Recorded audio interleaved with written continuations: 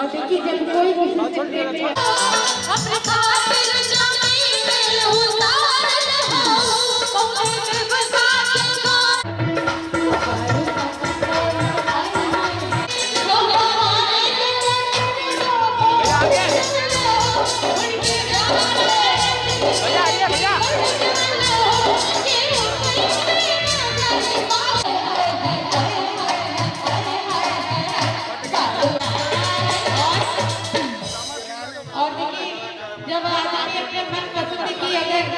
धनिया ढंढता है अगर मिल जाती है मुझे चले रहते धनिया और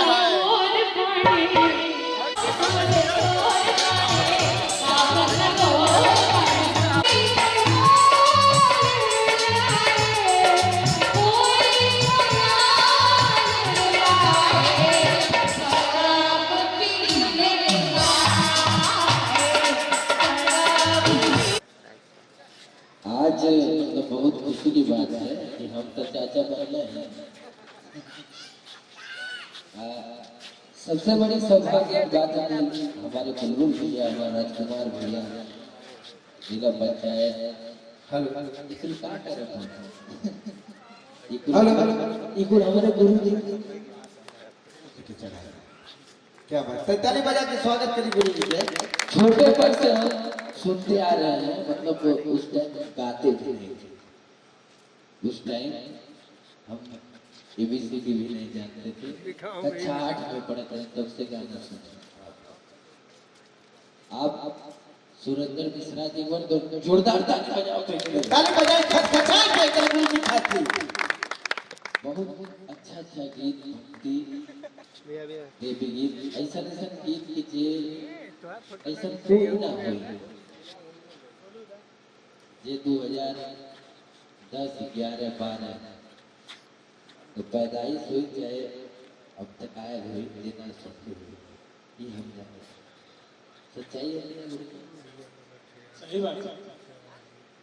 बहुत अच्छे सिंगर हमारे भाई सबर से सचमुच भैया रानी का आशीर्वाद भाई के ऊपर हुआ और जब से मैं इस लाइन में माँ का भजन गा रहे हैं तब से सबर सिंह सचमुच बहुत छोटा था मगर मेरे मंच पे आए मैं भी आशीर्वाद दिया और मैया रानी का आशीर्वाद मिला भाई को।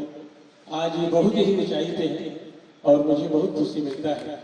इसके ताली बजाइए।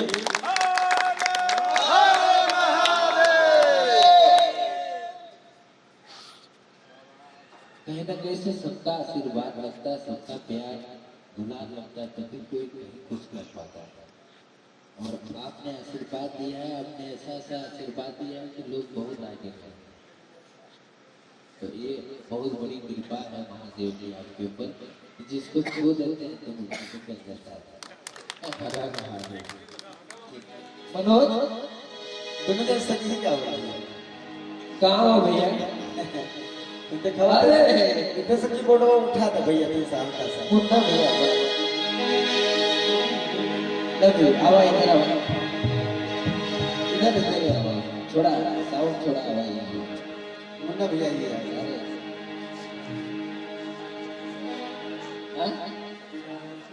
फेफड़ा मार की डंडियां ले ले होंगी ऐसे ये मुन्ना भैया है हमारे और उस टाइम से जिस टाइम इनका हम लोग पेमेंट नहीं दे पाते थे जिस टाइम हम इनका पेमेंट नहीं दे पाते थे कि भैया 2-3 दिन के बाद भेजे पैसा ठीक है जी बेटा तो ये ऐसे इंसान है ये ऐसे इंसान है और बहुत अच्छा लगता है इन लोगों का आशीर्वाद है कि समर जो भी कुछ कर रहे हैं लेकिन हम जो कर रहे हैं देसी स्टाइल में कर रहे हैं काहे कि यह लोग सिखेले हो सच्चाई यही है कि ना भैया कहीं कहीं हम लोग प्रोग्राम करेंगे लिए 2 रुपया ना मिले चलिए आए लेकिन दूसरे प्रोग्राम में से हमने मैनेज कर दिया। ये मुन्ना भैया बहुत प्यारे इंसान है और आज हम बहुत खुश हैं जैसे ही आए हैं तो देखे हैं कि गुरु जी हैं जब मिश्रा जी तो गाना गाए हम लोग साथ सोना मिश्रा जी कवन बहू पहली आप बिली गुप्ता जी। लेकिन एक चीज है कि गुरु जी सबको बहुत अच्छा चांस देते हैं। ये आपके अंदर जो भी चीज है आप अपनी चीजों को निकाल लीजिए, और निकाल पाते हैं तो अच्छी बात है, नहीं निकाल पाते हैं तो वो आपके अंदर कमी। आइए छोड़िए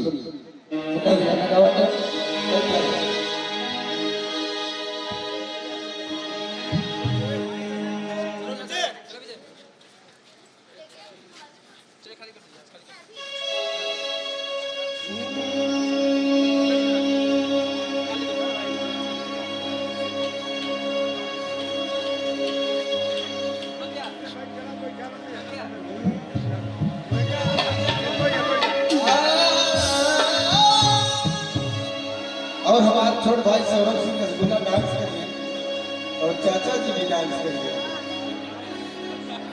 दोनों जाने डांस करवा बुलबुल भैया देखिए।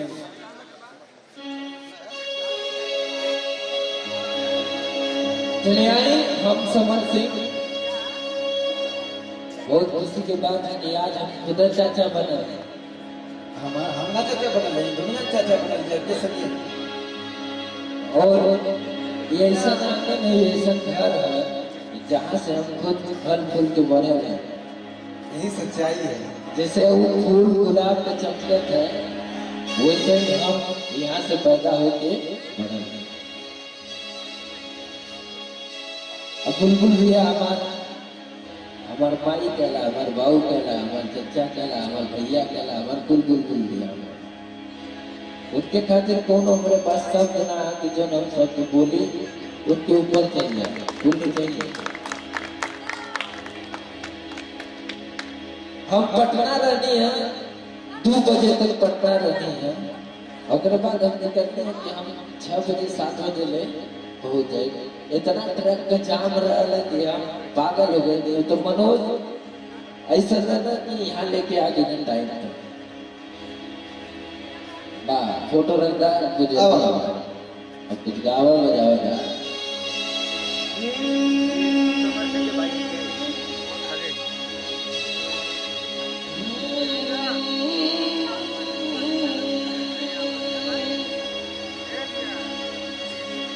और कैसे ढोलक भैया ठोकर भैया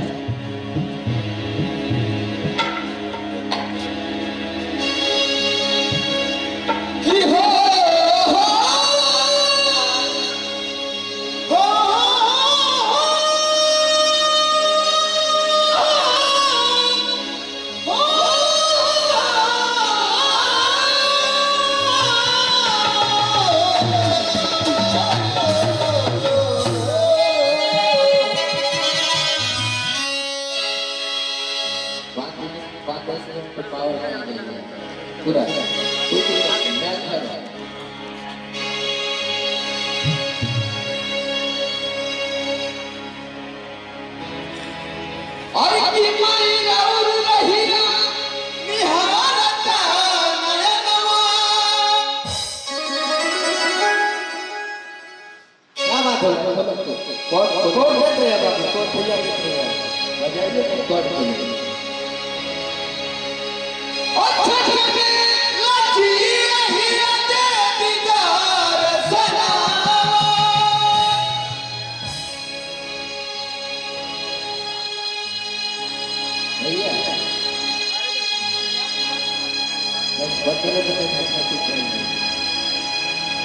पूरा माहौल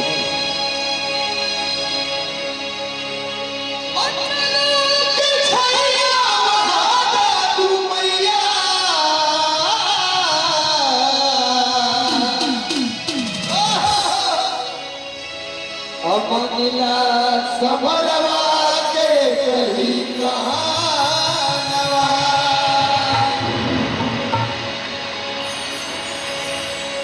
कैसे दादरा पे चल के भैया और दियावे के पड़िए भैया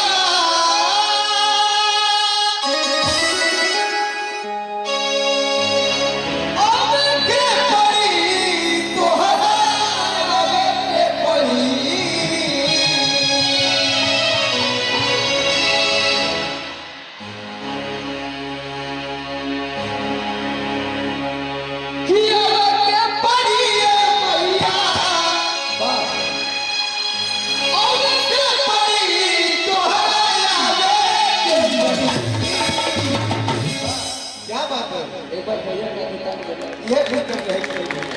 जब आंगला में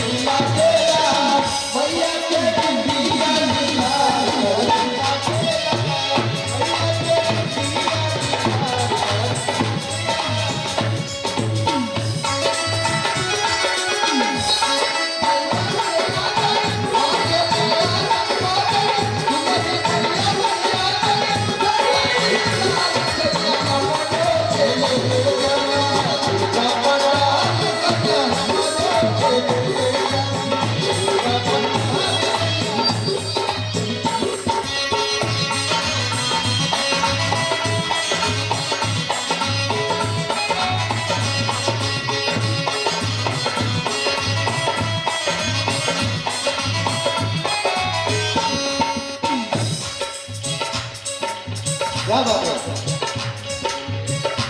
ये आपकी बात हमारे लिए एक गुरु का आशीर्वाद बहुत ही प्यारा मिला है, जैसे गुरु जी को बहुत सौभाग्य की बात है। हम तो पटना से भागल भागल यहाँ खड़े।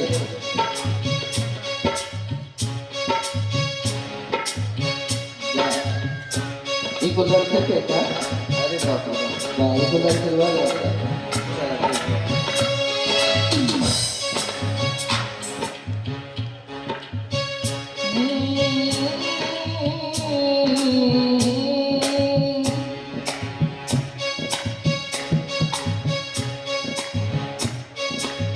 भैया एक मिनट टाइम दे। बुलबुल भैया कहते हैं कुछ बोला चाहते हैं। बोल दी। काहे कि हम अपने जीवन में पहली फिल्म शूट करत रहे, वो टाइम के मतलब पूरा यूपीओ ना जाना था। हम यहाँ गए तो पूरा यूपी भी ना जाना था पूरी चीज। वो टाइम हम यहाँ पे फिल्म शूट कर ले यहाँ पर इसकी तो बात पता है। पूरा फिल्म का शूटिंग यही भला पूरा यहाँ से मोहल्ला लेके यही खत्म पूरा फिल्म हो गया। यूट्यूब पे फिल्म है, लेकिन यहाँ से जो हमके एनर्जी मिले वो बहुत बड़ी एनर्जी रहे। आज तक सफल है, हाँ वो एनर्जी आज तक साथ में है, चलत जीवन पे है। लेकिन ये बहुत खुशी की बात था कि हम जैसे ही अंदर रहने हैं तो हमारे बाबू आए लिए। हमारे बाबू मतलब वो समय बहुत छोट है, गोदी में भी खिलाओ तो जाते थे चचा हमने गोदी में खिले। सबसे पहले हमारे हमके पकड़ के आपके लिए आओ वाली हमारे बाबू भैया के बच्ची बुलबुल भैया के बच्चे को बहुत छोड़ रहे गोदी में के खिलौले। कहाँ है बाबू? कहाँ आगे बताइए करेंगे। देखिए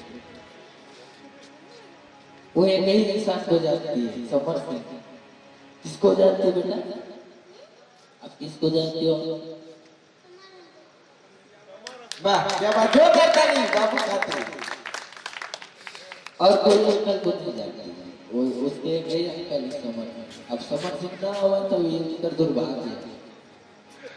सौभाग्य ना दुर्भाग्य हो गया अगर समर अंदर ना आवे बैठा यहाँ बैठा यहाँ बैठ जाइए भोजपुरी में क्या कहने की कोई क्या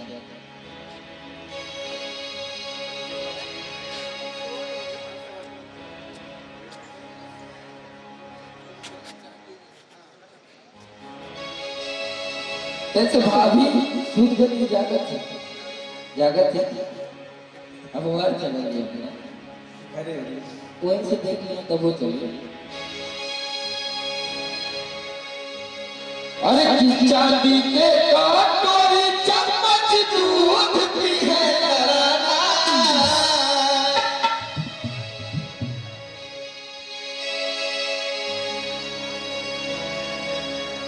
हम लोग लूट पाट वाले का है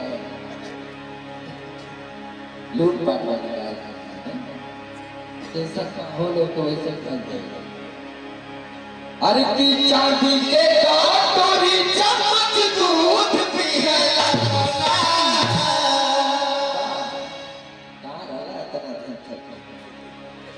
हर की जनता मामा लेके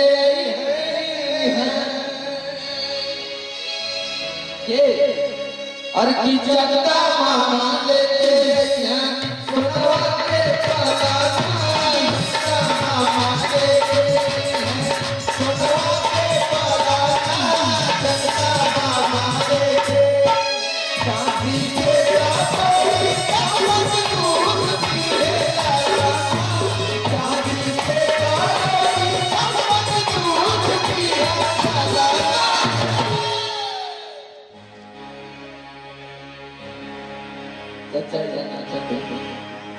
रसगुल्ला चाचा आपका डांस होगा जबरदस्त कंपटीशन होता है कौन ये बोले आपको डांस करने के लिए दोनों ये बोलिए करिए हर की चांदी के कटोरी चम्मच दूध पी है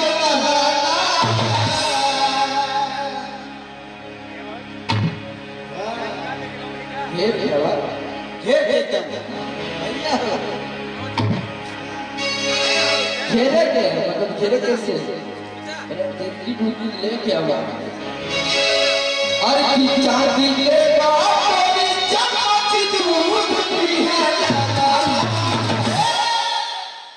अब देखा तो ये बात अब निकालते नहीं रखे ठीक है बात हर की चंदा माले चंदा माले सोना माले सोना माले चंदा माले चांदी के कटोरी चम्मच दूध पी है चांदी के कटोरी चम्मच दूध पी है क्या बात है हेलो यहाँ का पूरी खा रहे हो ताली क्या ताली बजे के चाहिए ये जितना लोग हो उतना बजे के चाहिए ताली हाथ उठावा सब लोग उठावा अरे की चंदा मामा लेके आई है सोना मामा लेके आई है सोना मामा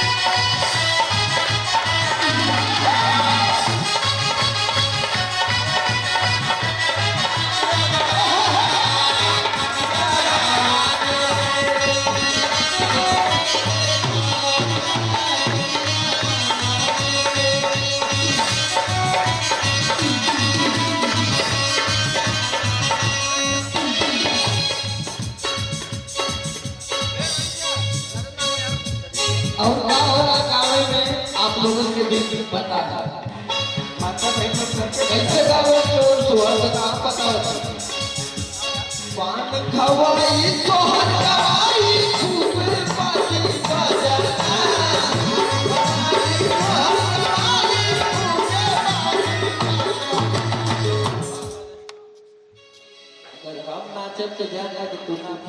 कोई बात नहीं। के भाव मत खाते जा भाव खाएगा तो फिर समझ लिया कहाँ जा रहे हैं? अच्छा दिन खोल देना चाहिए तो के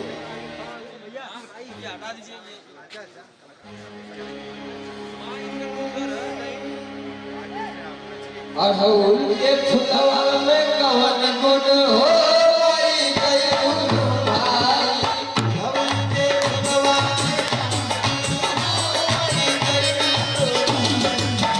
लूलू भाई गई लूलू भाई। कि अड़हुल के फुलवा में कवन गुण हो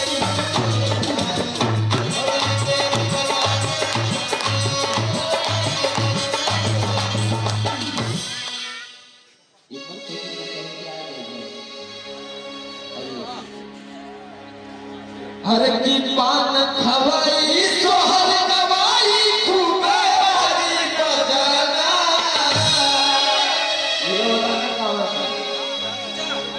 हर की चंदा मामाने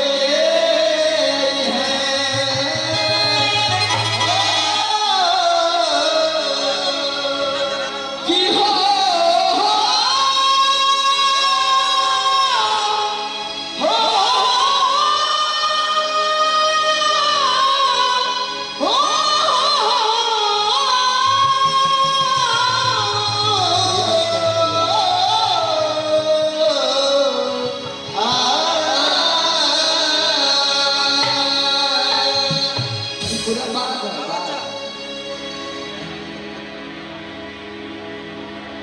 पान खवाई सोहर गवाई खूबे बारी बजाना। अब हम और हमारे चचा हाँ कोई नहीं कि चंदा मामा ले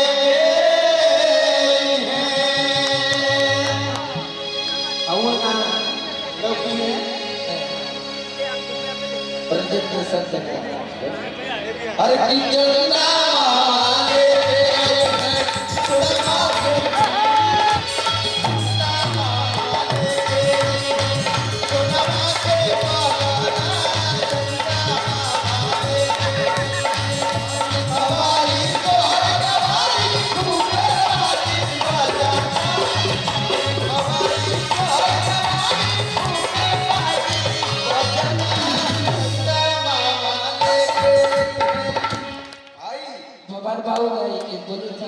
चंदा मामा लेके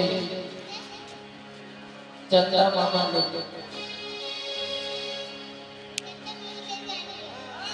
देख हर की चंदा मामा लेके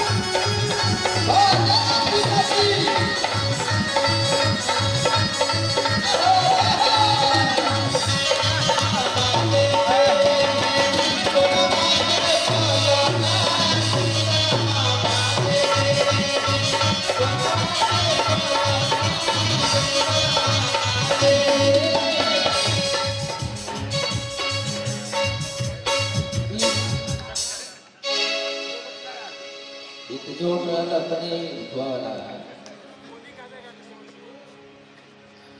और की होलिया में बढ़ जाए सुगंध हो शिव पूजन के साली नया होली है ये साल का समझ लेंगे आज के दिन मान लेते हैं कि गुरु जी हमारे शिव पूजन की होली ना मानो पूरा ना मानो होली वही हम जानते हैं कि सारा कुछ भैया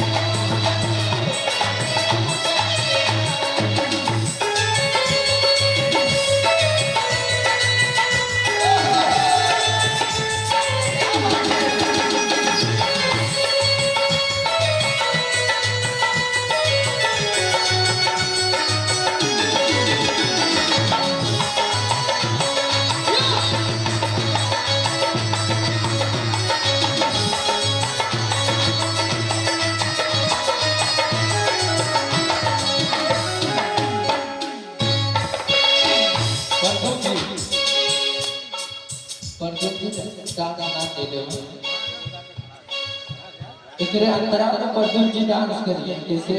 हाँ अरे लड़का से लहंगा पियर का से चोली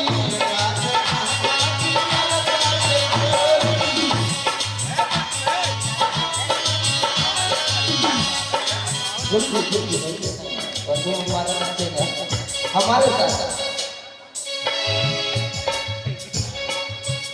मत सोचिए लोअर पहन के कावत के नहीं मत करता से रहा पियल का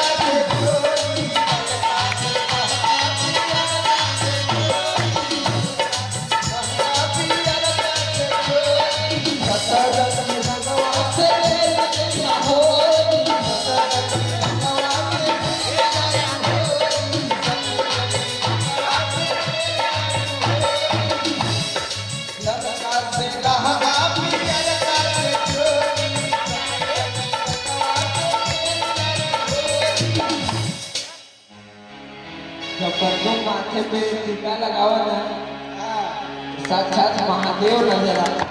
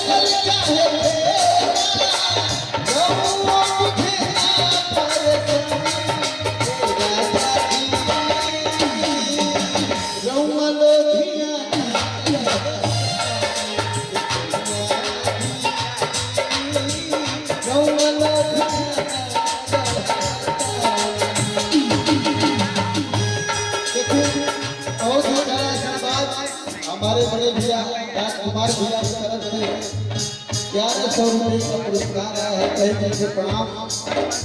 और हमारे गुरु भैया का मुस्कुराता हुआ चेहरा ऐसे माता रानी मुस्कुराते रहे और आंचल के छाव में हमेशा भैया को रखें। और जो हमारा बाबू हुआ है उसके लिए एक लाइन सोहर का भाव हो गई। अरे घरे घरे हरदी कुटाए लागल अलेलुआ पटाए लागल हो।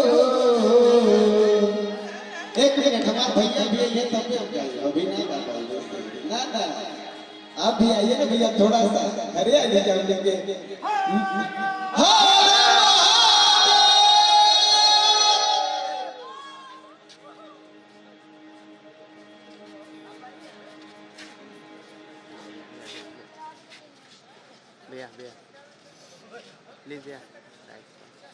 आज मतलब बहुत खुशी की बात है कि हम तो चाचा बन हैं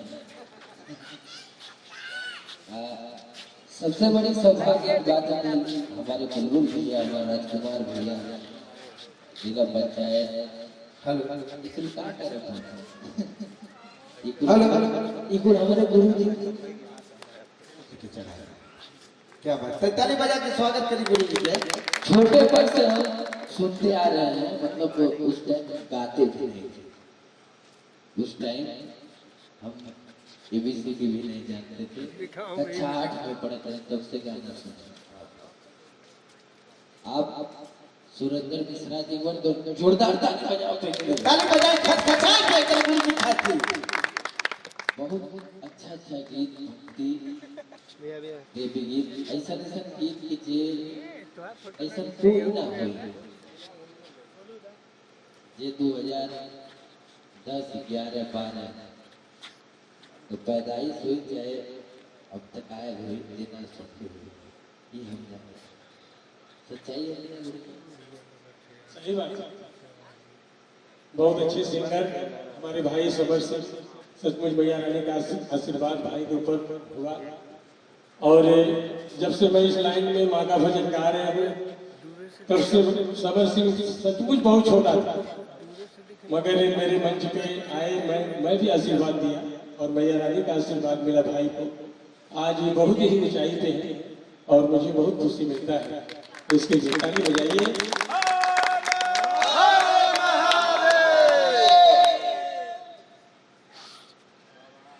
कहीं ना कहीं से सबका आशीर्वाद लगता है, सबका प्यार गुलाब लगता है, तभी कोई कहीं कुछ कर पाता है। और आपने आशीर्वाद दिया है, आपने ऐसा ऐसा आशीर्वाद दिया है कि लोग बहुत आगे हैं। तो ये बहुत बड़ी कृपा है महादेव की आपके ऊपर, जिसको छू देते हैं तो उनको कर जाता है। मनोज दोनों सखी क्या हुआ कहाँ हो भैया?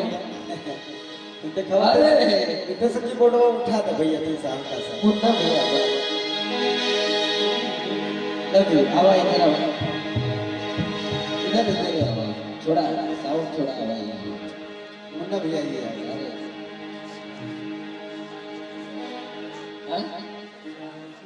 फेफड़ा मार की ढनिया ले ले होंगी ऐसे। ये मुन्ना भैया है हमारे, और उस टाइम से जिस टाइम इनका हम लोग पेमेंट नहीं दे पाते थे, जिस टाइम हम इनका पेमेंट नहीं दे पाते थे कि भैया 2-3 दिन के बाद भेजे पैसा, ठीक है जी बनना बेटा, तो ये ऐसे इंसान है, ये ऐसे इंसान है। और बहुत अच्छा लगता है इन लोगों का आशीर्वाद है कि समर जो भी कुछ कर रहे हैं, लेकिन हम जो कर रहे हैं देसी स्टाइल में कर रहे हैं। काहे कि यह लोग सिखेले हो, सच्चाई यही है कि ना भैया? कहीं कहीं हम लोग प्रोग्राम करेंगे लिए 1 रुपया ना मिले चलिए आए, लेकिन दूसरे प्रोग्राम में से हमने मैनेज कर दिया। ये मुन्ना भैया बहुत प्यारे इंसान है और आज हम बहुत खुश हैं। जैसे ही आए हैं तो देखे हैं कि गुरु जी हैं, पूजा मिश्रा जी हैं, तो मान लीजिए तो हम गाना गाए हम लोग साथ गाए। सोना मिश्रा जी कवन बहू पहली पूनम आप बीडी गुप्ता जी। लेकिन एक चीज है कि गुरु जी सबको बहुत अच्छा चांस देते हैं। ये आपके अंदर जो भी चीज है आप अपनी चीजों को निकाल पाते, और निकाल पाते हैं तो अच्छी बात है, नहीं निकाल पाते हैं तो वो आपके अंदर कमी। आइए छोड़िए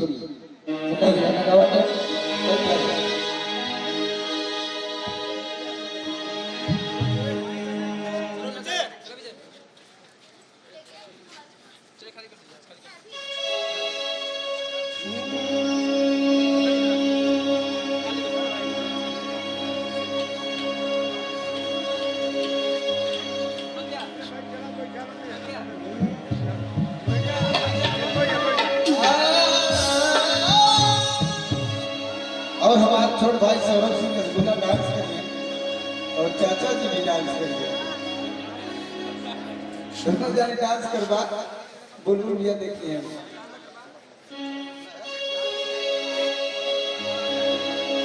चले आए हम समर सिंह। बहुत खुशी की बात है कि आज हम खुदा चाचा बने। हमला चाचा बनल है, दुनिया चाचा बनल है, कैसे ये?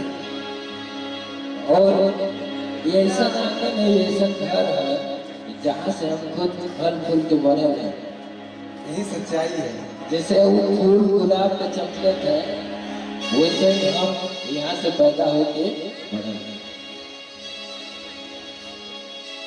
अब बुलबुल भी हमार माई कहला, हमार बाबू कहला, हमार चचा कहला, हमार भैया कहला, हमार कुल बुलबुल भी उनके खातिर कौन हमारे पास शब्द ना है कि जो हम शब्द बोली उनके ऊपर चल जाए, बोलनी चाहिए। हम पटना रहनी है, 2 बजे तक पटना रहनी है, और बाद हम कहते हैं कि हम 6 बजे 7 बजे ले हो जाए। इतना ट्रक का जाम रहा है कि हम पागल हो गए। तो मनोज ऐसा रहना कि यहाँ लेके आ गए टाइम तक बा फोटो रखता कुछ अब कुछ गावा बजावा जा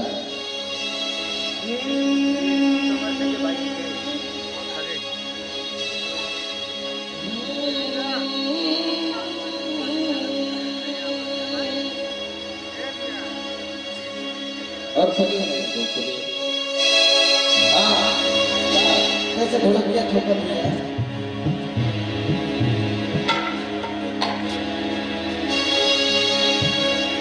कि हो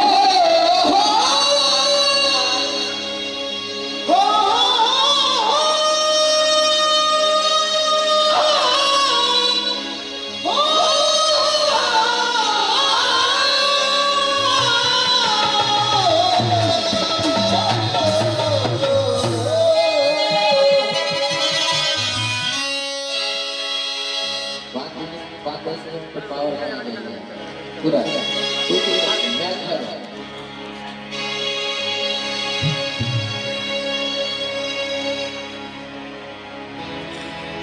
और की माई राउर रहिया निहारता नयनवा। क्या बात है? कौन देख रहे हैं बाबू? कौन पूजा देख रहे हैं? बजाइए कॉर्ड खोलिए।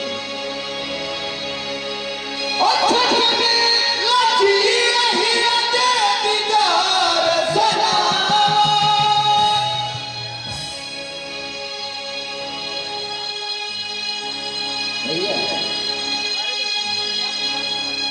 बस बच्चों को लेकिन पूरा माहौल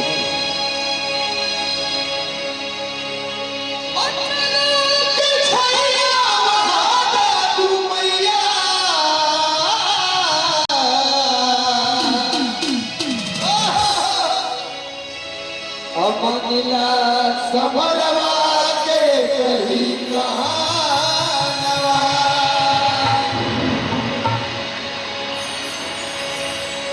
कैसे दादरा में चलते भैया और कियावे के पड़ी भैया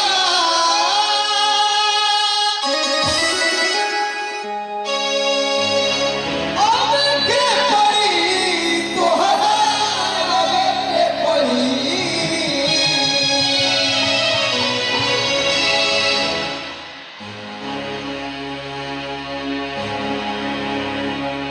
कियावे के पड़ी भैया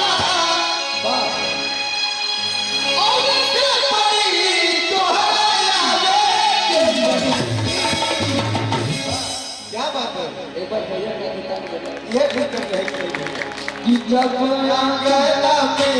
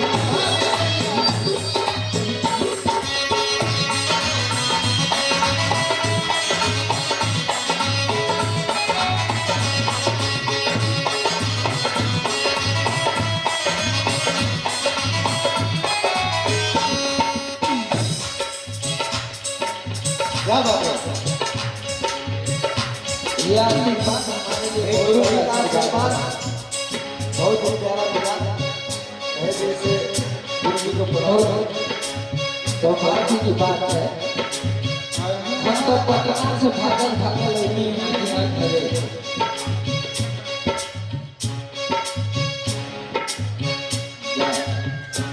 इको लड़के के क्या? अरे बाप रे बाप, इको लड़के वाला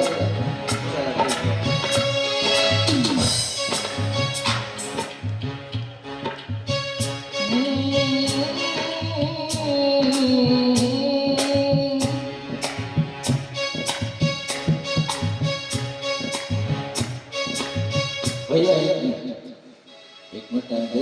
बुलबुल भैया कहते हैं कुछ बोलना चाहते हैं, बोल दी। काहे कि हम अपने जीवन में पहली फिल्म शूट करत रहे, वो टाइम हमके मतलब पूरा यूपीओ ना जाना रहा। हम यहाँ गए तो पूरा यूपी भी ना जाना था पूरी चीज। वो टाइम हम यहाँ पे फिल्म शूट कर ले यहाँ पर इस सुखवागर पत्ता है पूरा फिल्म का शूटिंग यही रहला, पूरा यहाँ से मोहल्ला लेके यही खत्म पूरा फिल्म हो गया। यूट्यूब पे फिल्म है, लेकिन यहाँ से जो हमके एनर्जी मिले वो बहुत बड़ी एनर्जी है। आज तक सफल है, हाँ वो एनर्जी आज तक साथ है, चलो जीवन पे है। लेकिन ये बहुत खुशी के बात था कि हम जैसे ही अंदर ही नहीं है तो हमारे बाबू आए लिए। हमारे बाबू मतलब वो समय बहुत छोट है, गोदी में भी खिलाओ तो जाना था कि चचा हमने गोदी में खिले। सबसे पहले हमारे हमके पकड़ के अपने लिए आओ वाले हमारे बाबू भैया के बच्ची बुलबुल हुआ के बच्चे को बहुत छोड़ रहे गोदी में के खिलौले। कहाँ है बाबू? कहाँ? अरे बताइए करेंगे वो एक ही सांस हो जाती है सफर से। किसको जानते हो बेटा? आप किसको जानते हो? वाह क्या बात, जो करता नहीं बाबू खाते। और कोई अंकल को नहीं जानते, वो उसके एक ही अंकल ही समर। अब समर सिंह ना हुआ तो ये उसका दुर्भाग्य है। सौभाग्य ना दुर्भाग्य हो गया अगर समर अंकल ना हुआ। बैठा यहाँ बैठा यहाँ बैठ जाइए। बहुत बुरी बात है लेकिन कोई क्या नहीं।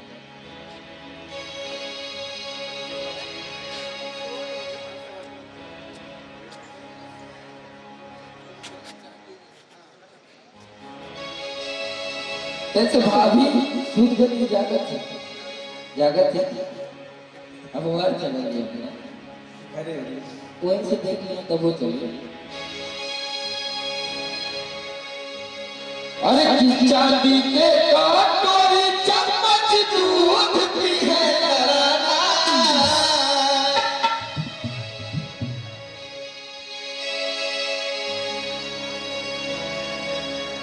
हम लोग लूट पाट वाले का है, लूट पाट वाले का है। जैसा हो लोग को वैसे कर देगा। अरे की चांदी के कटोरी चम्मच दूध पी है लड़ना।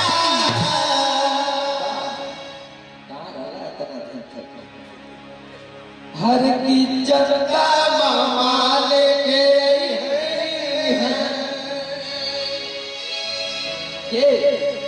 और की चंदा मामा लेके सुनवा के पलाना मामा लेके सुनवा के पलाना चंदा मामा लेके चांदी के कटोरी चम्मच दूध पी है चांदी के कटोरी चम्मच दूध पी है।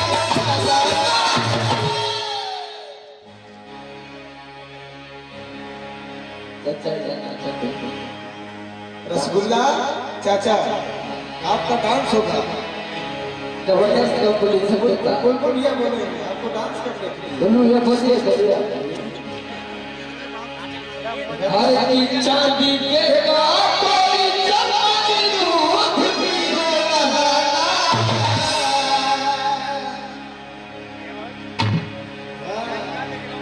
घेर घेरवा घेर देते हैं भैया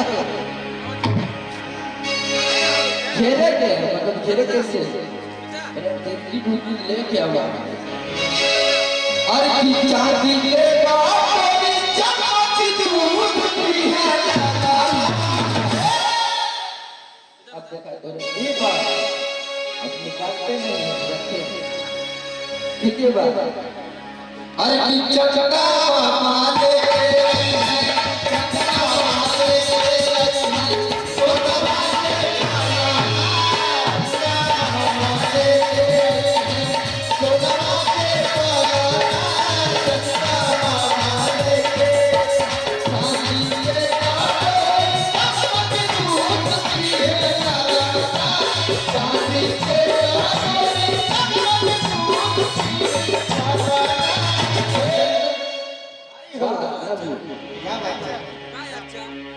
हेलो यहाँ का पूरी खा रहे हो ताली का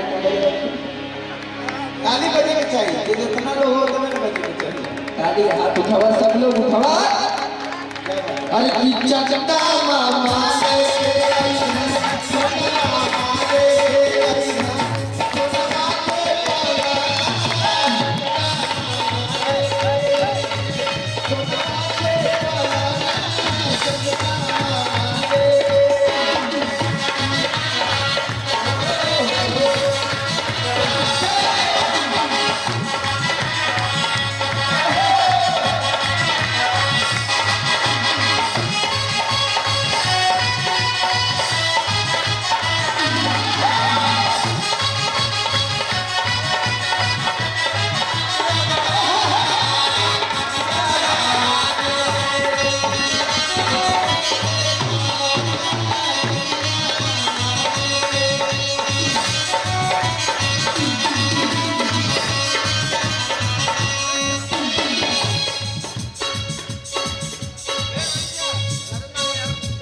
और गाँव में आप लोगों के बीच पता है माता बहन कैसे गाँव चोर सुहर का पता पान खवाई सोहर गवाई खूब पानी बजाना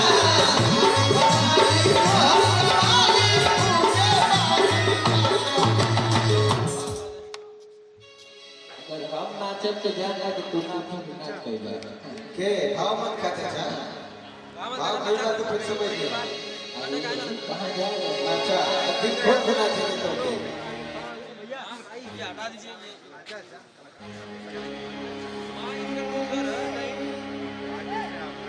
अड़हुल के फुलवा में कवन गुण हो गई गुण भाई भवन के भगवा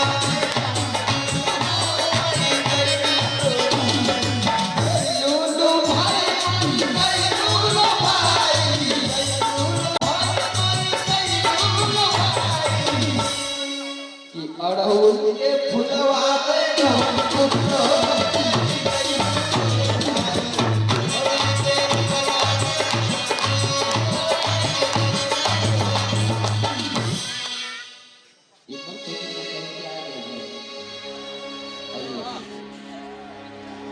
हर की पान खवाई सोहर गवाई खूबे बारी बजाना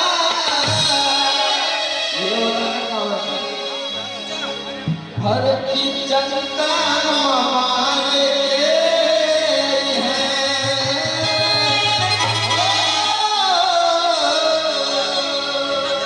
कि हो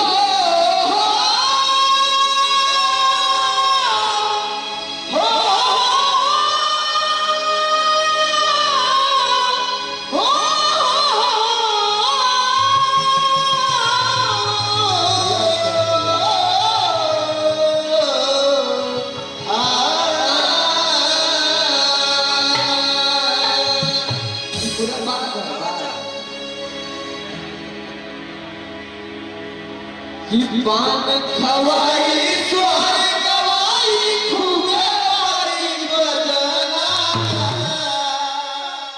अब हम और हमारा चचा नहीं हाँ कोई नहीं कि चंदा मामा ले हैं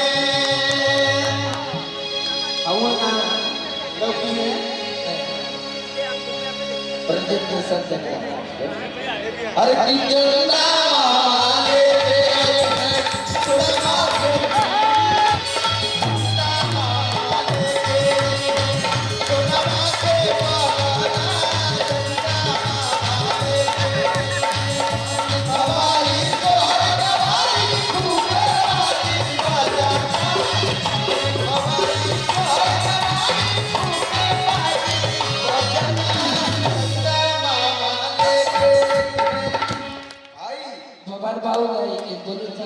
चंदा मामा लेके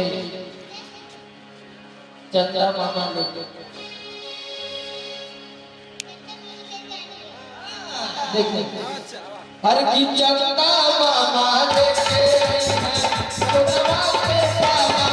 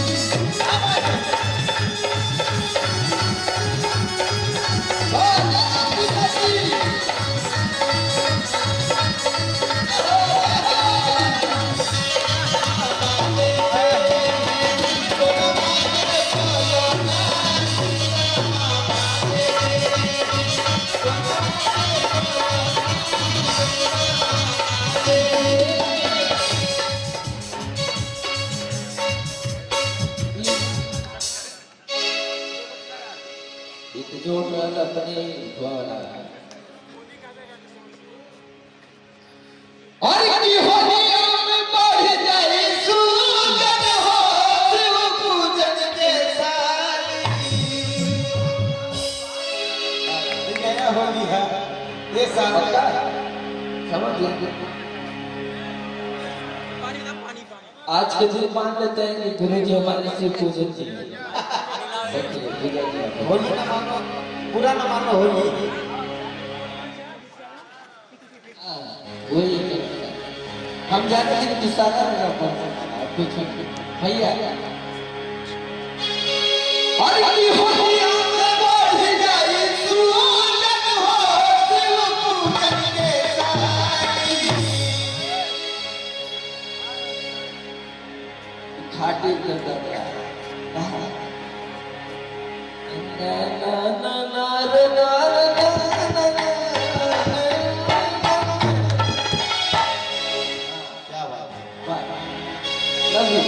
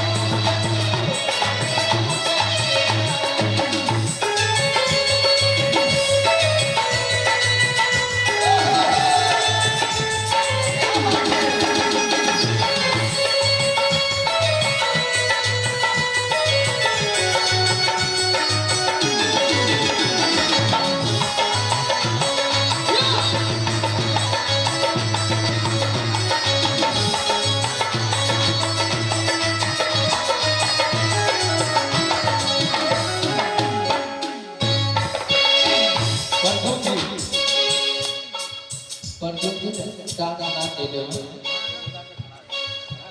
एकरे अंतरा में प्रदुम जी डांस करिए कैसे हां अरे लड़का से लहंगा पियर का से चोली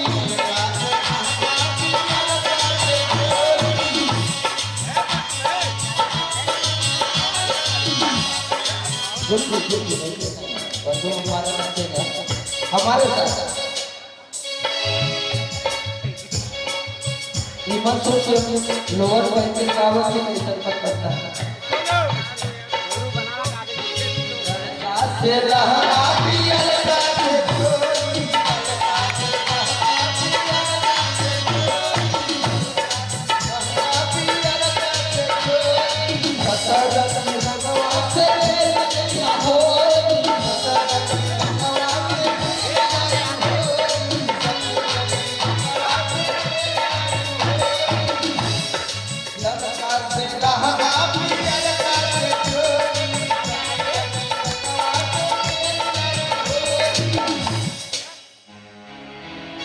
जब माथे पे टीका लगावा ना साक्षात महादेव नजर आ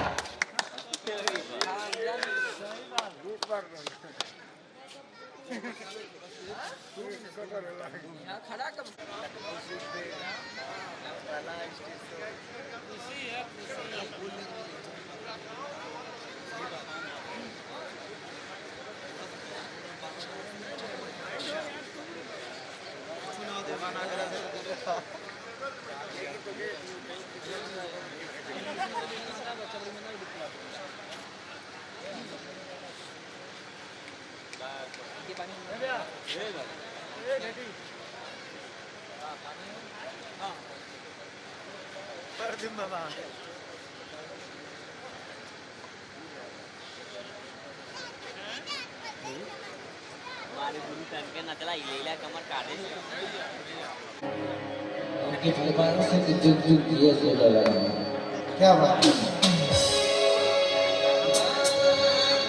कि जुग जुग जिए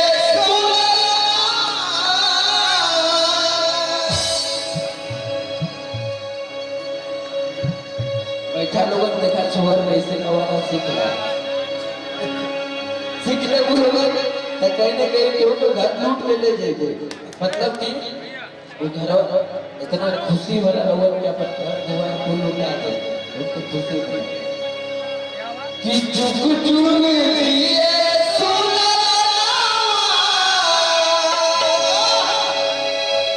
अरे भवनवा के भाग जागल हो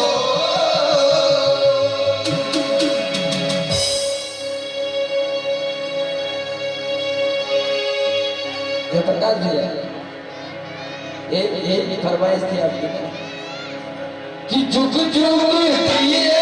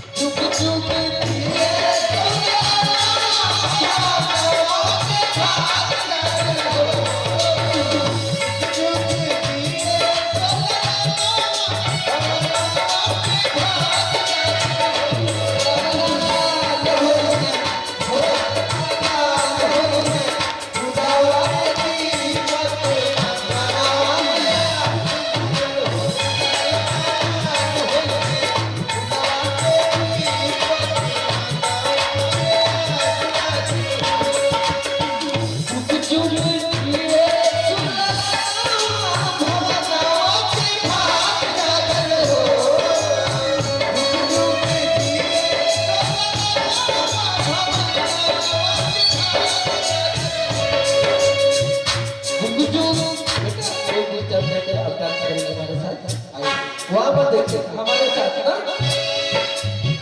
जुग जुग जिए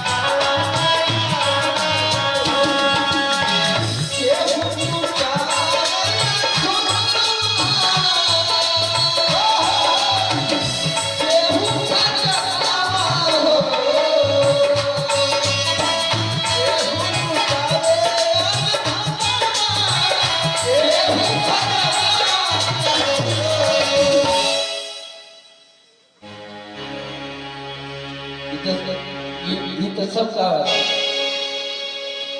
लेकिन अब चचा खाते चचे हाँ अरे की बधैया बाजे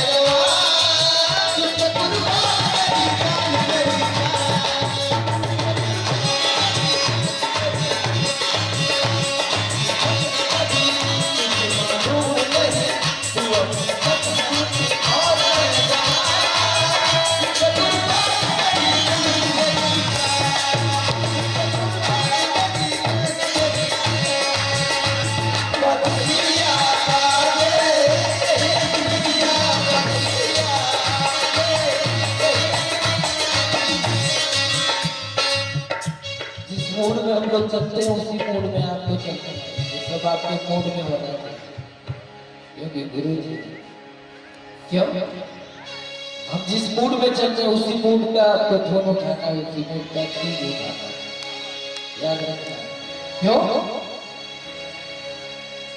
आप दूसरे मूड में जाएंगे लोगों को नहीं अच्छा लगेगा उसी मूड में हमको निकल जाता है कहाँ गया उतरे आगे कहाँ जाएंगे देख लिया अरे की बधैया बाजे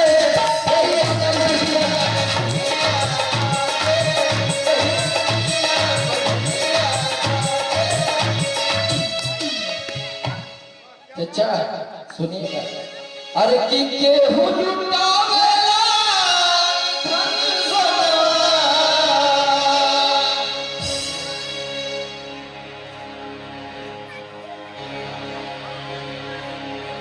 कि केहू लुटावेला धन सोना, केहू लुटावे रुपैया बधैया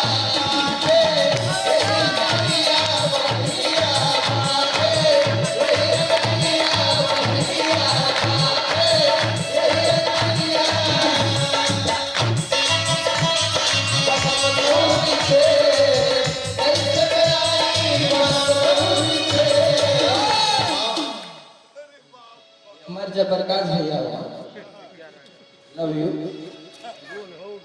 इतना प्यार करते हैं कि हमको नहीं लगता है कि जितना किसी को प्यार करते होंगे समझ सकते हैं, क्योंकि ये तो हमारा घर है, यहाँ से हमारी पैदाइश हुई है। गुरु जी हम 2 बजे के पटना रहनी और यहाँ है, तो कहने कहीं से कि अब हम क्या बताएं, 2 सिचुएशन हमारे पास रहता है। एक तो आज हमारे बेटा का बर्थडे रहा, मतलब हमारे बड़का भैया के बेटा का बर्थडे, और एक मेरी बर्थडे, तो यही घरवा पहुंच गई नहीं तब बहुत ठीक है, वो घरवा तब बंदा होता ही है।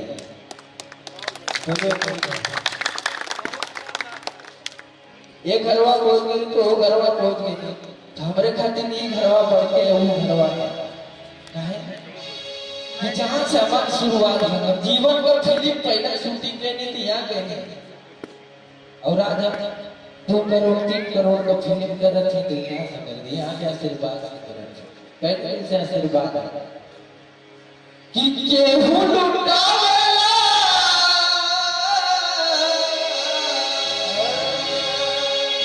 वाह बंधु जी मुन्ना भैया के दिन खुश हो गए। छोटुआ का हाथ बहुत मिस करेगा जीवन में अपने, उससे बड़ा स्थान योग बना वो हमारे खाते बहुत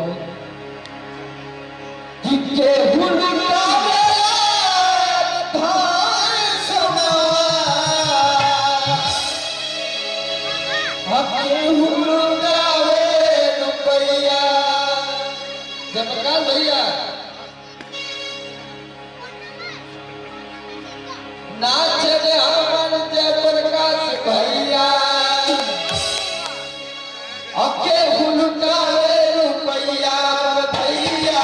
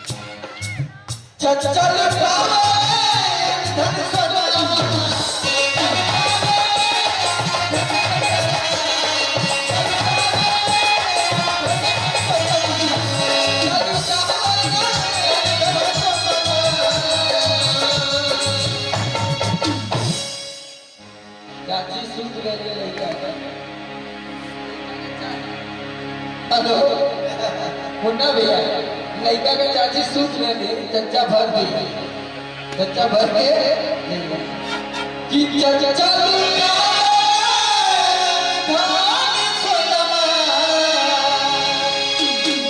चाची लुटावे रुपया बने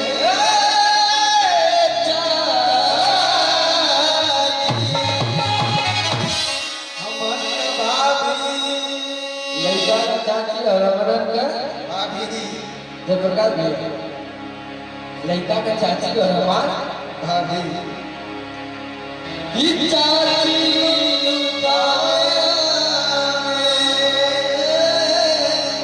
हो अरे चाची लुटावे रुपया भैया बारे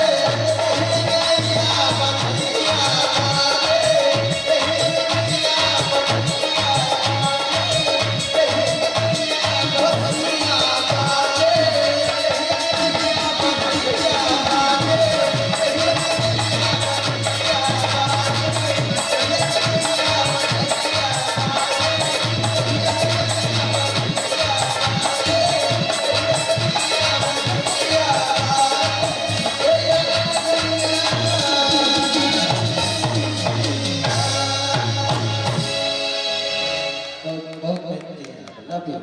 एक बार उठाओ, ये तो ठक ठक ठका ये समर भैया तन खिलौना हो जाएगा के बोली यार वाला नहीं है नहीं बोलिए समर और ना हुआ है अरे की बबुआ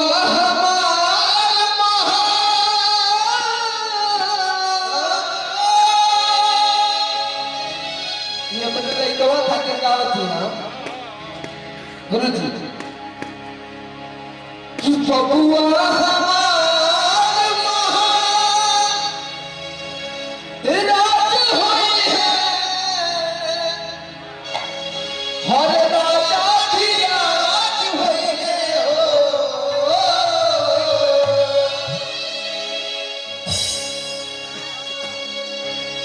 हम तो ऐसा क्या है कि रात भर पूरा प्रोग्राम हम खाली सोहर गा के बिताते हैं, खाली सोहर रात भर गाई है, खत्म ना है हमारे सोहर, इतना कनेक्शन है खाली सोहर का प्रोग्राम हम रात भर गाई है, हमारे पास बहुत कनेक्शन है। अरे कि बबुआ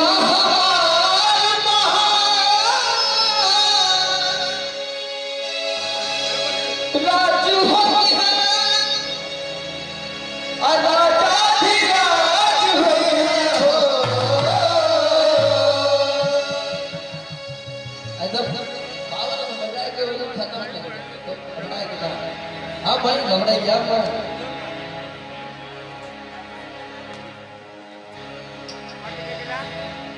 बुलबुल भैया जबरदस्त भैया इधर इधर ए बहुत हाथ जोड़ हाँ अब अच्छा लगे ये लड़का का बच्चा बड़का पापा हुआ बड़का पापा ये देखिए कि उनके और उनके उम्र में कभी लगेगा ना तो लड़का का बड़का पापा बड़का पापा क्या करोगे गुरु जी को देखिए हाउ बहुत उनके दिला उनके दिला थोड़ा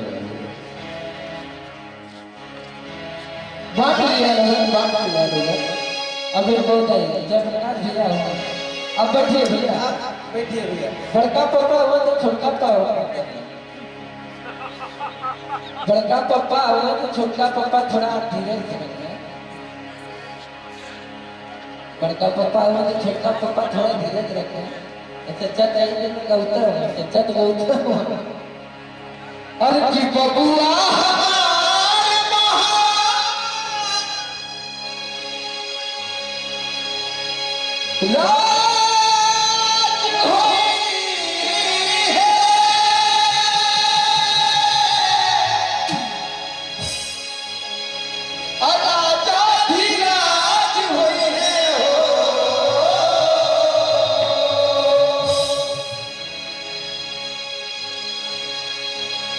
हमने बहुत प्रोग्राम करे लेकिन हमने जो प्रोग्राम करी था हमारे प्रोग्राम ना कर घर में गाओ यहाँ तक कि यहाँ के बात कहीं भी हमने के जाएगा हम दो भाई हम और हमारे मनोज, लेकिन जहाँ भी हम प्रोग्राम करेगा तो दोबारा वो पूरी जनता और पूरा ऑर्गेनाइजर हमको रिकमेंड करेगा कि नहीं भैया दोनों ही तो औरत के हम वही प्रोग्राम करेंगे। आज तक हम अपने लाइफ में ऐसे दोनों प्रोग्राम ना केले की दोनों जगह हम गा के गए रही वहाँ हमको ना दोबारा बुलावा काहे कि हम जमीनी स्तर का काम करेंगे। हम जोर पे गाएगा जमीन पे गाएगा हम कुल गाएगा भाई जितना गाना हिट कमाल करने में कुल गाएगा हमारे पास जवानिया पे अरे किस ससुरा से नहीं हर चली गई तू ये हमारा होली का गाना और वही में खाली उल्टे के कि नहीं हर से ससुरा चली गई होली में जो हज होई भकार तो हजोत होई ये है ना गुरुजी खाली उल्टे के है अरे कि नहीं हर से ससुरा चली गई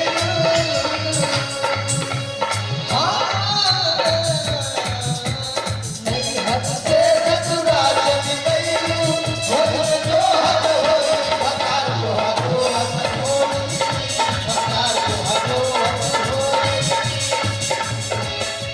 लाजो वाला के तुम्हें पूछे से आई कर बात हो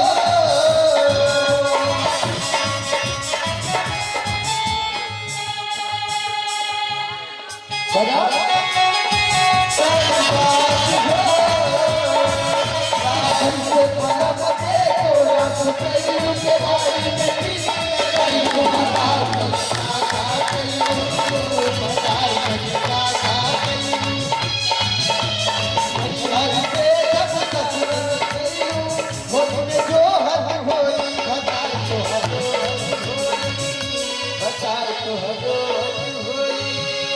आप जयप्रकाश भैया के सारथी हैं लेकिन मेरे चचा जी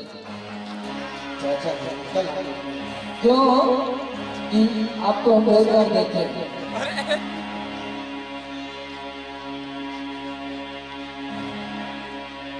आज बहुत अच्छा दिन है कि हमारा सौभाग्य है कि हम टाइम से आगे नहीं तो हम लोग अगर खाली ट्रक के लाइन में फसल रहते गुरुजी हम चल रहे टाइम से कि 6 हम बोले कि भैया को 6 बजे 7 बजे बहुत हुई 7 8 बजे लेकिन हम इतना लेट गए हम जानते बोले इतना लंबा फंसा दिए तो गंदी कैसे तो मनोज राणा जी लेके हम गए हम तो सुनते रहते हम कभी कि मनोज अगर ये मिस करके बाद जानना कि जिंदगी मिस कैसे हुआ है हम भैया से रात के बाद 2 बजे हम गाना गाओ तो सब पटना में तो भैया मनोज कहना भैया 11 12 1 2 बजे में हमने आ जाएगा बिल्कुल तो सामान होगा तो आ जाएगा लेकिन ये सब फंसा के गड़िया चलाओ चच्चा इशारा कर तो हम ना गड़िया 140 50 चलेंगे लेकिन चच्चा गाड़ी चलाएगा माने के पड़ेगा चच्चा अरे की बबुआ हमारा राज होई है राजा धीराज होई हो दोनों हाथ से सब लोग ताली बजाएंगे मोबाइल तक बजा अरे बड़ी बात मोबाइल ताली बजावा भाई रखला बोले छोड़ दो मोबाइल ताली बजाएंगे सब लोग ललना सीरावा पे सबका कुछ साथ हो गए सब आशीर्वाद हो गए सीरावा पे सबका साथ हो गए सब आशीर्वाद हो गए बबुआ हमार महाराज होई है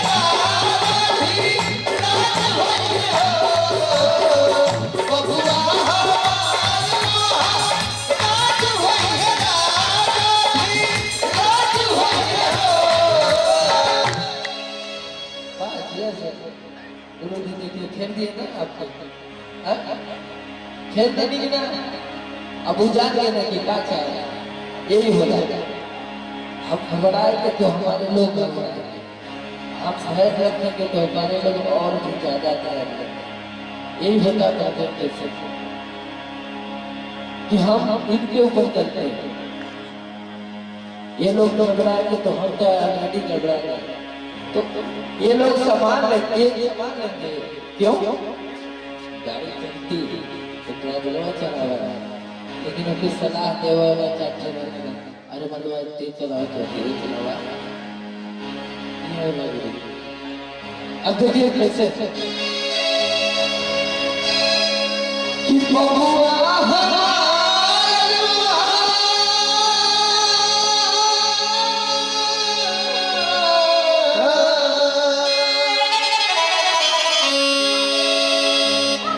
कि बबुआ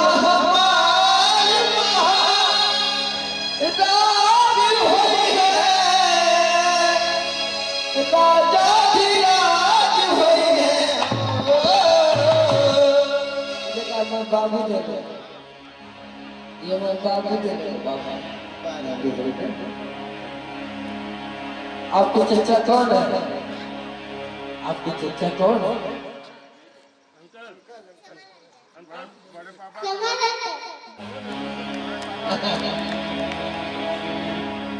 ये माँ बाबू है कि बबुआ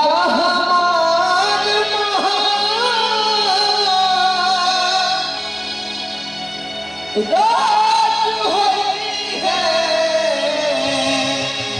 राजा भी राज होई है हो। ऐसा कौन न चलेगा कि ललना सियारा पे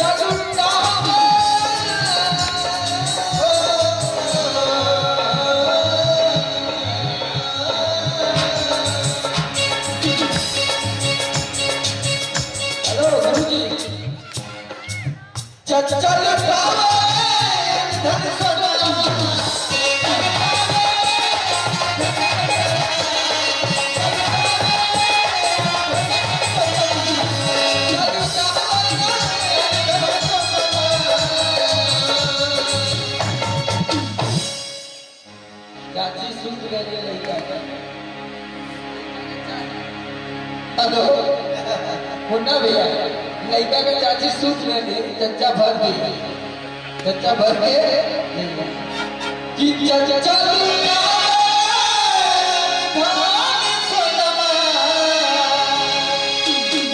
चाची लुटावे रुपया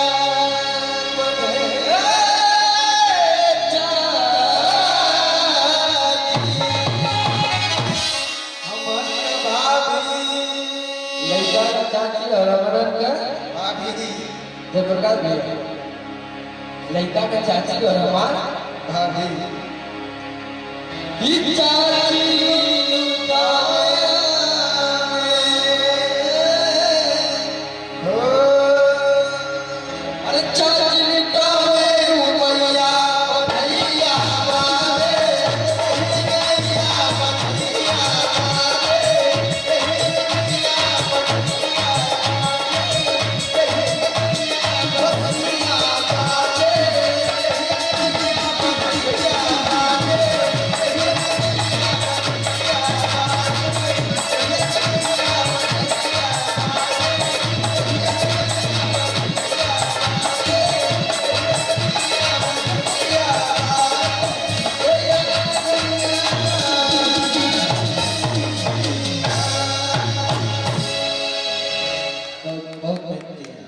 भी एक बार उठाओ ये तो ठक ठक ठका ये समर भैया तन खिलौना हो जाएगा खेल बोली यार वाला नहीं है नहीं बोलिए समर और ना हुआ है अरे की बबुआ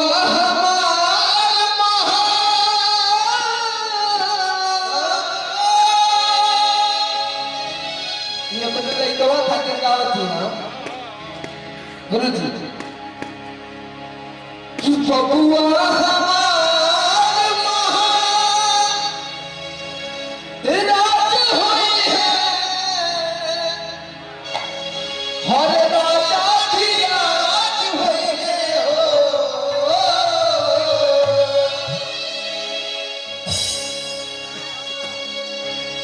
हम तो ऐसा चाहे कि रात भर पूरा प्रोग्राम हम खाली सोहर गा के बिताते खाली सोहर रात भर गाई खत्म ना है हमारे सोहर इतना कनेक्शन है खाली सोहर का प्रोग्राम हम रात भर गाई हमारे पास बहुत कनेक्शन है अरे तुम बबुआ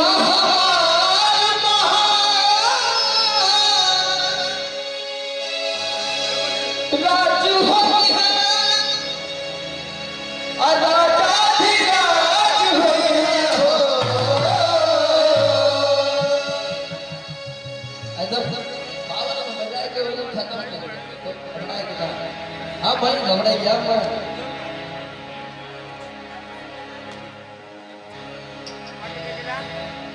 बुलबुल भैया जबरदस्त भैया इधर इधर है बहुत हाथ जो हाँ अब अच्छा लगे ये लड़का का दिखता हूँ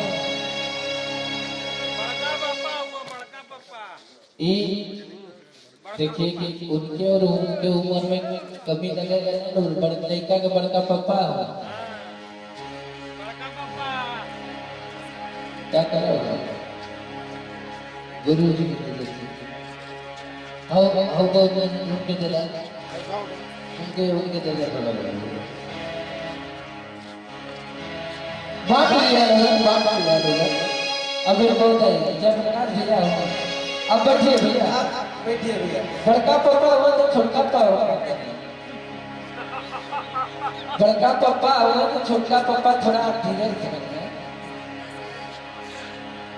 बड़का पापा हुआ तो छोटा पापा थोड़ा धीरे से रखे चचा चाहिए तो गौतम चचा तो गौतम अरे की बबुआ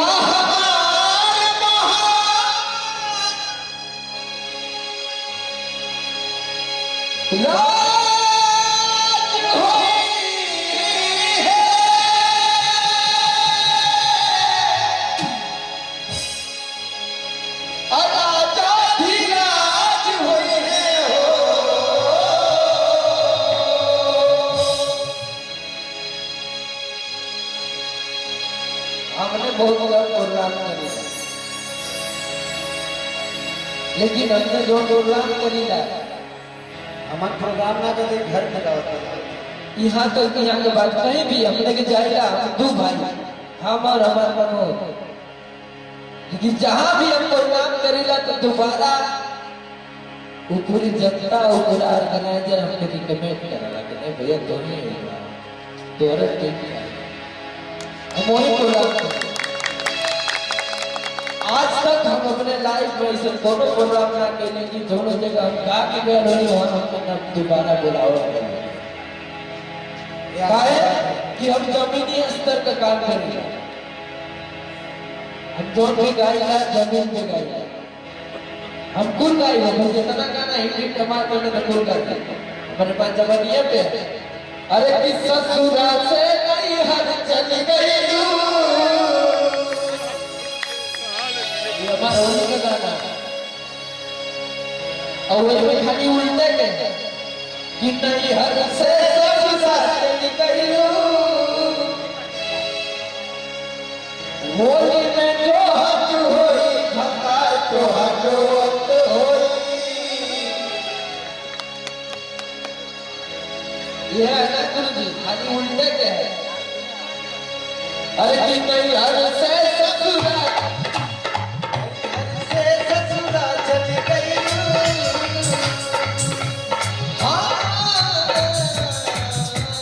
नहीं हर से ससुरा चली गई, जो हद हो बता जो हद हो, बता जो हद हो, लाजो वाला के तुम्हें पूछने आई सब बात हो,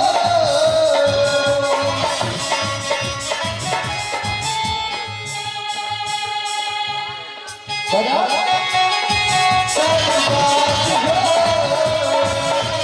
हमसे बड़ा मजे को सुनाई के भाई ने को बता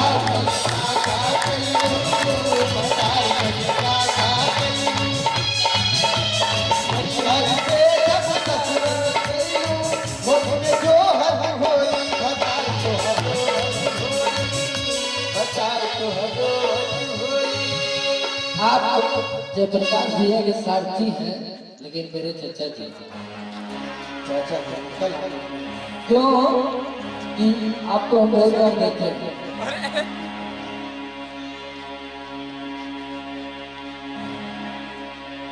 आज बहुत अच्छा दिन है कि हमारा सौभाग्य है कि हम टाइम से आगे नहीं तो हम तो अपने लोगों में खाली ट्रक के लाइन में फसल गए। गुरुजी हम चल रहे टाइम से कि 6 हम बोले कि भैया को 6 बजे 7 बजे बहुत वही 7 8 बजे, लेकिन हम इतना लेट है हम जानते पड़े इतना लंबा फंसा दिए तो गंदी गंदी कैसे कैसे तो मनोज राणा जी लेके हम गए, हम तो सुनते रहते हम कभी कि मनोज अगर ये मिस करके बाद जानता कि जिंदगी मिस कैसे हुआ है। हम भैया से रात्रि के बाद 2 बजे हम गाना गाओ तो समझ पड़ता था, तो भैया मनोज कहना भैया 11 12 1 2 बजे में हमने आ जाएगा तो सामान होगा तो आ जाएगा, लेकिन इस सब फंसा गड़िया चलाओ चच्चा इशारा कर तो हम ना गड़िया 140 50 चलेंगे, लेकिन चच्चा गाड़ी चलेगा माने की गाड़ी चच्चा। अरे बबुआ हमारा राज होई है, राजा भी राज होई हो, दोनों हाथ से सब लोग ताली बजाएंगे। मोबाइल अरे बड़ी बात मोबाइल ताली बजावा भाई रखला मोबाइल छोड़ दो मोबाइल, ताली बजाएंगे सब लोग। ललना सीरावा पे चपक के साथ हो गए, देशवा सीरात हो गई, सीरावा पे चपक के साथ हो गई, देशवा सीरात हो गई। बबुआ हमार राज होई है, राज होई है, बबुआ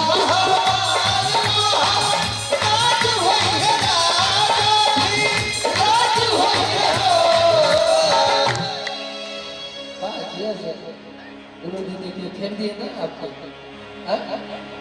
खेल देने की ना अब जान गए ना कि क्या चाहिए, यही हो जाएगा। हम घबराएंगे तो हमारे लोग घबराएंगे, हम शहर रखेंगे तो हमारे लोग और भी ज्यादा करेंगे। यही होता है कैसे कि हम इनके ऊपर चलते हैं, ये लोग घबराएंगे तो हम तो ऑलरेडी घबराएंगे, तो ये लोग सामान लेंगे क्यों गाड़ी चलती तो ड्राइवर चला रहा है, लेकिन उसकी सलाह दे चाटे अरे मनवा तेज चलाओ तो धीरे चलावा। अब देखिए कैसे कि बबुआ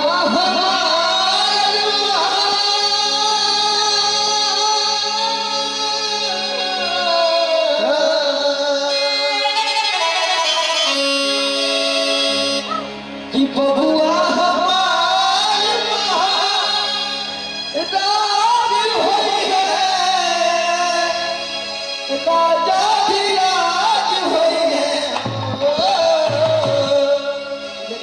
बाबू दे दे, ये हमारे बाबू दे दे बाबा। आपके चचा कौन है? आपके चचा कौन है?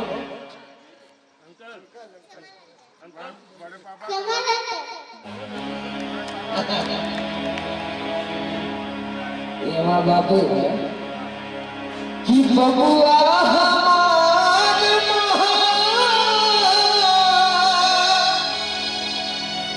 राज होई है, राजा भी राज होई है हो।